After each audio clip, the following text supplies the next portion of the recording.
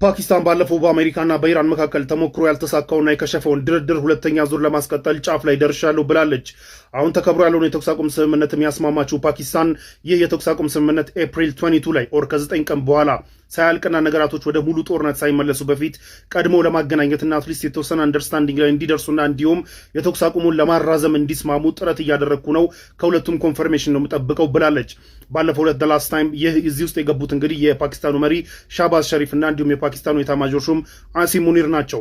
ነገር ግን ባለፈው እንደነገርኳችሁ ፋይናንሻል ታይምስ እና ኒውዮርክ ታይምስ ይዘውት በወጡት ዘገባ የፓኪስታኑ መሪ ሻህባዝ ሸሪፍ እና የፓኪስታኑ ኤታማዦር ሹም አሲም ሙኒር እንዲገቡና ኢራንን እንዲለምኑ ሲያደርጉ የነበሩት ከጀርባ ዶናልድ ትራምፕ እንደሆኑ ኒውዮርክ ታይምስ እና ፋይናንሻል ታይምስ ይዘውት ሪፖርት ነግሬያችሁ ነበረ። በአሁኑም ዙር እንግዲህ እነዚህ ሁለት ሰዎች መግባታቸው ዶናልድ ትራምፕ ከጀርባ እየለመኑ ነው ወይስ አይደለም የሚለው ገና ወደፊት ሪፖርቶች ሲወጡ የምናየው ቢሆንም ግን ላስት ታይም ግን እነዚህ ሰዎች ኢንቮልቭ ሲያደርጉ ከጀርባ የዶናልድ ትራምፕ ልመና እንደነበረ ይታወቃል።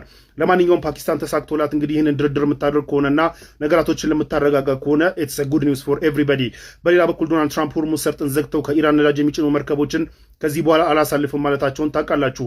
ይህ ከባድ የሆነ የነዳጅ ዋጋ መጨመርና ከባድ የሆነ የኢኮኖሚ ኮላፕስ የሚያመጣ ነው። በተለይ የኢራን ነዳጅ ሲገዙ የነበሩት ቻይናና እንዲሁም ባለፈው ከአሜሪካ ፍቃድ አግኝታ ስትገዛ የነበረችው ህንድ፣ እነዚህ ሁለት ሃይሊ ፖፑሌትድ የሆኑ በጣም ከፍተኛ ህዝብ ያላቸው 1.3 ቢሊዮን እና 1.2 ቢሊዮን ህዝብ ያላቸው ሀገራቶች እንግዲህ ነዳጅ ከኢራን ይገዙት የነበረው ነዳጅ የሚከለከሉ ከሆነ የነሱ ዲማንድ እንግዲህ ሰምዌር ኤልሲ ይሄዳል ማለት ነው። ስለዚህ ዲማንዳቸው በጣም በጨመረ ሰዓት፣ ነዳጅ በጠፋ ሰዓት እና ሙሉ ለሙሉ ብሎክ በተደረገ ሰዓት የነሱ ዲማንድ ሲጨምር እንግዲህ የሚመጣው የነዳጅ ዋጋ ላይ የሚያመጣው ከፍተኛ የዋጋ ጭማሪ ዓለምን በሙሉ የሚያሰጋና ኢኮኖሚክ ኮላፕስ እንዳይመጣ የሚያሰጋ ነው።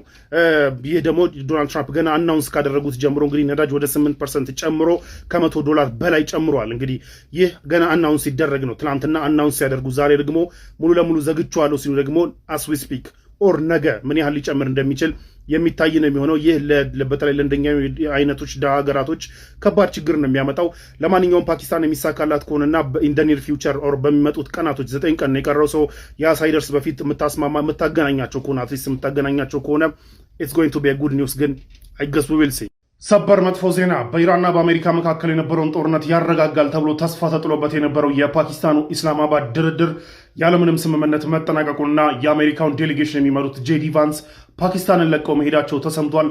ላለፉት 21 ሰዓት ትናንትና ለ21 ሰዓታት ሲደረግ የነበረው ድርድር እንግዲህ ያለምንም ስምምነት ለስምምነት እንኳን ጫፍ መድረስ መበተኑ ታውቋል። የአሜሪካው ምክትል ፕሬዚዳንት ጄዲ ቫንስ እንግዲህ ከድርድሩ በኋላ መግለጫቸውን ሰጥተው ነው ፓኪስታንን ለቀው የወጡት።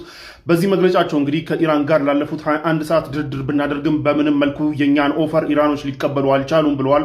በብዙ ጉዳዮች ላይ ተወያይተናል ብለዋል። በስትሬት ኦፍ ሆርሙዝ ጉዳይ፣ የኢራንን ማዕቀብ የማንሳት ጉዳይ፣ የኢራን ኒውክሌር ፕሮግራም ጉዳይ፣ ይህን የመሳሰሉ ነገራቶችን ተወያይተናል። ያ ጥሩ ዜና ቢሆንም መወያየታችን ጥሩ ዜና ቢሆንም ግን በምንም መልኩ ልንስማማ አልቻልንም ብለዋል። በተለይ በኢራን ኒውክሌር ፕሮግራም ጉዳይ ደግሞ ዋናው ኮር ያላስማማን ጉዳይ ያ ነው ብለዋል።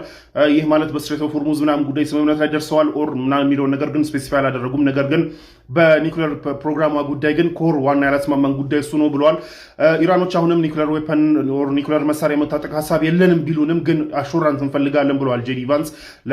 ለአሁን ኦር ለሁለት ዓመት ምናምን ሳይሆን ለረጅም ጊዜ ኒውክሌር ዌፐን ኒውክሌር መሳሪያ ላለመታጠቅ ኮሚትመንት ሊያሳዩ ይገባል እና በዛ ልንስማማ አልቻልንም ብለዋል።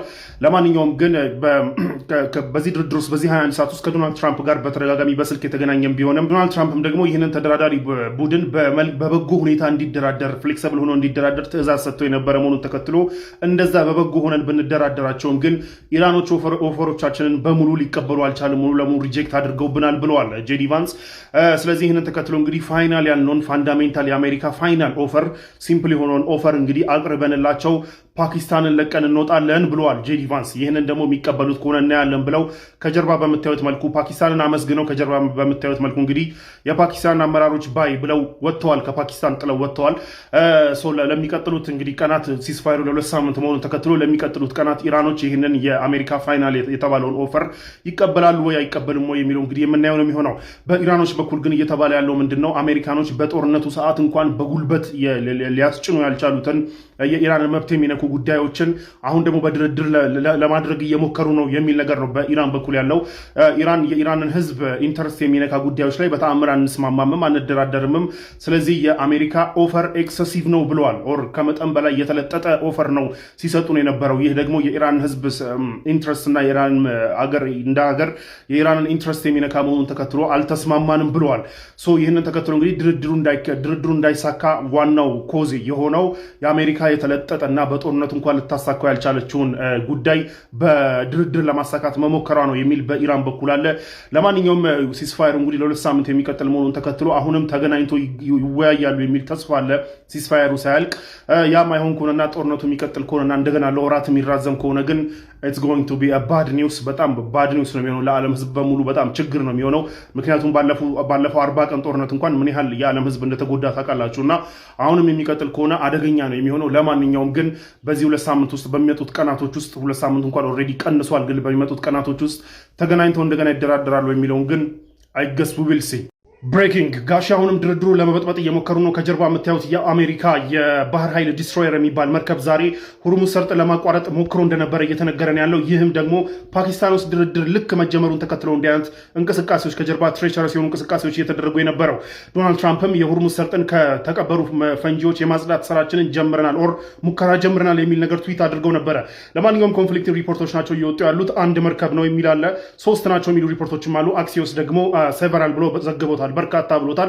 ለማንኛውም አኮርዲንግ ቱ አክሲዮስ ደግሞ እነዚህ መርከቦች የሁርሙዝ ሰርጥን አቋርጠው ወደ ገልፍ ሀገራት ወደ አሬቢያን ወደ ፐርሺያን ሲ ከገቡ በኋላ እንደገና መልሰው ደግሞ ሁርሙዝን መልሰው አቋርጠው ወደ ኋላ ተመልሰዋል፣ ወደ ኢንዲያን ኦሽን ተመልሰዋል የሚል ሪፖርት ይዘው ወጥቷል። ለዚህ ኤክስፕላኔሽኑ እንግዲህ ፐርሺያን ሲ ውስጥ ተከማችተው ያሉ የንግድ መርከቦች ምንም አይነት ስጋት እንዳይኖርባቸውና ማቋረጥ እንደሚቻል ለማሳየት ነው የሚል ኤክስፕላኔሽን ነው በአክሲዮስ በኩል ያለው። በሌላ በኩል የኢራን ፋርስ ኒውስ ደግሞ እንደዘገበው አንዲት መርከብ ነች ልታቋርጥ ሞክራ የነበረው ነገር ግን ተመልሳለች፣ አስጠንቀቀናት ተመልሳለች የሚል ነው።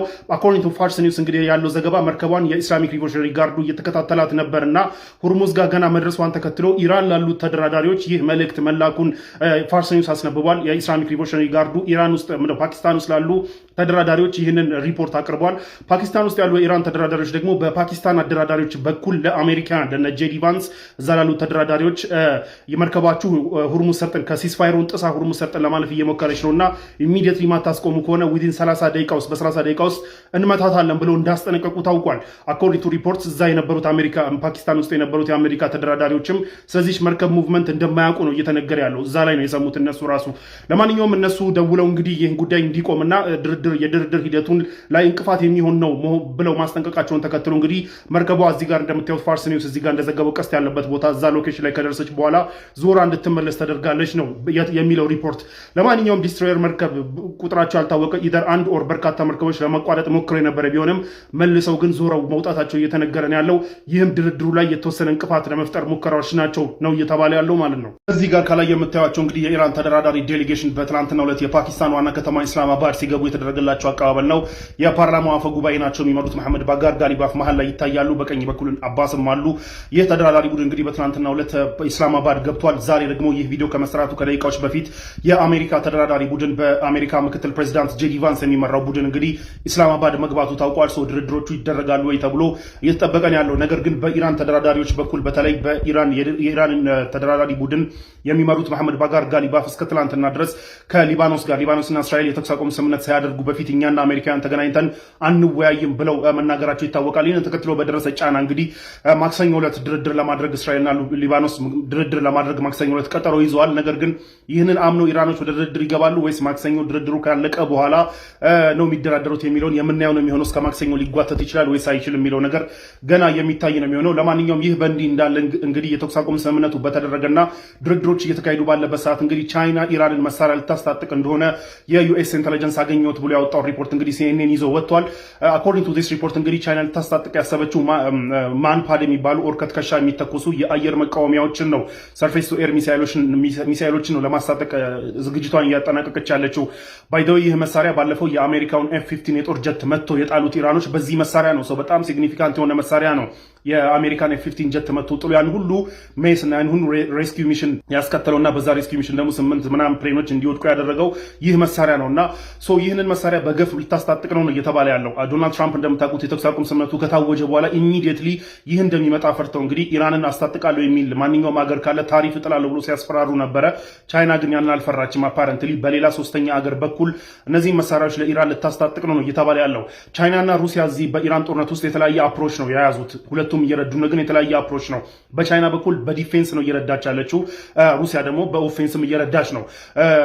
በኦፌንስ ማለት አሁን ሩሲያ ከዩክሬን ጋር ብታደርገው በነበረው ጦርነት ዩክሬንን እነዚህ ዩሮፒያንና አሜሪካውያን የማጥቂያ መሳሪያ በኦፌንስ ሩሲያን የማጥቂያ መሳሪያ ሁሉ ሲያስታጥቁ ነበረ። ሩሲያ አሁን ችግር የለባትም፣ በማጥቃት መርዳቱ ችግር የለባትም። ቻይና ግን ራሷን በዲፕሎማቲካሊም ራሷን ፕሮቴክት ለማድረግና በኋላ ጦርነቱ ካለቀ በኋላ በዲፕሎማሲም በፖለቲካል ዋሩም ራሷን ፕሮቴክት ለማድረግ በዲፌንስ ነው እያስታጠቀች ያለችው። ይህ መሳሪያ የዲፌንስ መሳሪያ ራስን የመከላከል መሳሪያ ነው። አየር መቃወሚያ እንደምታውቁት የጠላት ጦር የጦር ጀት አገር ክልልህን ኦር ባውንደሪህን ክልልህን ጥሶ ሉዓላዊነትህን ጥሶ ሲገባ የምትመታበት ነው። ዲፌንድ የምታደርግበት ነው። ምክንያቱም ያ የጦር ጀት ኦልሬዲ ሊያጠቃህ ገብቷል። ስለዚህ ሀገርህን የመከላከል መብት ማንም ስላለው የመከላከል መብታቸውን ኤክሰርሳይዝ እንዲያደርጉ መከላከያ መሳሪያ ነው እያስታጠቀች ያለችው ቻይና ራሷንም ፕሮቴክት ባደረገ መልኩ። ሩሲያ ግን በዩክሬን በኩል ከዚህ በፊት ስለተነካካች ችግር የለባትም። ሪጅን ውስጥ ሚድል ኢስት ውስጥ ያሉ የአሜሪካ ስቴቶችን ቦታ ኮኦርዲኔሽን ሁሉ ለኢራን እየሰጠች ስታስመታ እንደነበር ይታወቃል። ለማንኛውም አሁን ይህ መሳሪያ እንግዲህ በገፍ የሚገባ ከሆነ የኢራን አየር ክልል ውስጥ መንቀሳቀስ የሚከብድበት ሁኔታ እንግዲህ መፈጠሩ የማይቀር መሆኑ ይጠበቃል። ለማንኛውም ግን ይህ ድርድር አሁን ሁለቱም ተደራዳሪዎች የፓኪስታን ዋና ከተማ ኢስላማባድ የገቡ ቢሆንም ድርድሩ ወዲያው ይጀመራል ወይስ እስከ ማክሰኞ ይጓተታል የሚለውን ግን አይገስ ዊልሲ። በአሜሪካና በኢራን መካከል ድርድሩ ዛሬ ፓኪስታን ውስጥ ይካሄዳል ተብሎ እየተጠበቀ ባለበት ሰዓት የኢራንን ዴሌጌሽን የሚመሩት መሐመድ ባጋር ጋሊባፍ እዚህ ጋር ጥግ ላይ የምታዩቸው ሰውዬ የኢራን ዴሌጌሽን የሚመሩት እሳቸው ናቸውና ከደቂቃዎች በፊት ትዊተር ፔጃቸው ላይ ይህንን ትዊት አድርገዋል። በዚህም እንግዲህ ድርድሩ ከመጀመሩ በፊት መካሄድ ያለባቸው ቅድመ ሁኔታዎች ብለው 2 ቅድመ ሁኔታዎችን አስቀምጠዋል። ከዛ ውስጥ የመጀመሪያው ምንድነው የኢራን ፎሬን ውጭ ላይ የተያዘባት አሴት ኦር ሲዝ የተደረገባት አሴት ኢሚዲየት